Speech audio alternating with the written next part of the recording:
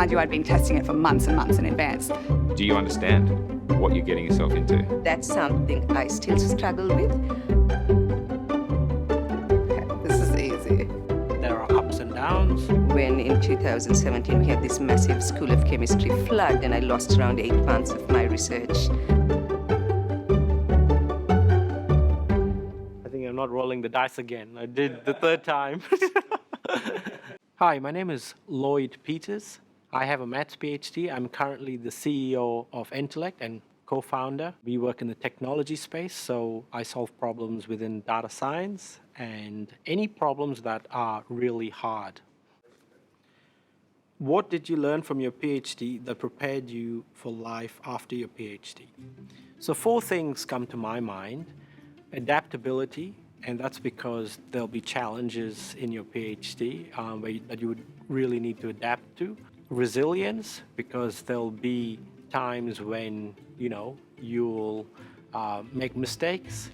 And like Thomas Edison said, those are just steps to eventually solving your PhD problem. I would also say perseverance, because there'll definitely be uncertain times where you'd question whether you're going to finish and so on. And finally, the most obvious thing that I'd learned was problem-solving skills from a maths PhD that was transferable to industry and so on, that helped me solve big problems and gave me a hunger for solving hard problems. What was the most challenging aspect of the PhD? All right, I would say the most challenging thing was probably a point in my PhD where I realized that it was going to take 21 years for my code to finish running. So then I had to adapt. So I had to modify my PhD problem in such a way that what I'd done thus far was transferable to the new problem, and that I could finish on time, which I managed to do. And so that realization was slightly startling, but I navigated it, and I had good mentors and a good PhD supervisor and so on that helped that transition work well. And adapting has been really key when I run my own business. For example, if we've just been through the pandemic, and having to adapt through the change in conditions in which you're operating has been really important. What was missing from your PhD program that would have been helpful in navigating life after the PhD?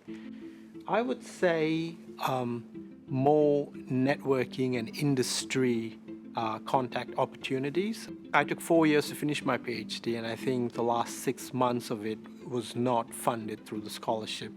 And then there was a period of 9 months of finding the right opportunity in industry. So that does put financial strain.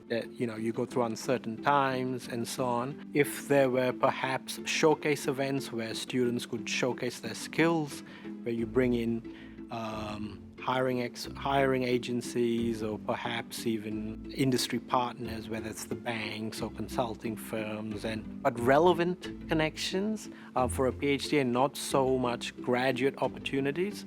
I think that could perhaps help bridge that gap.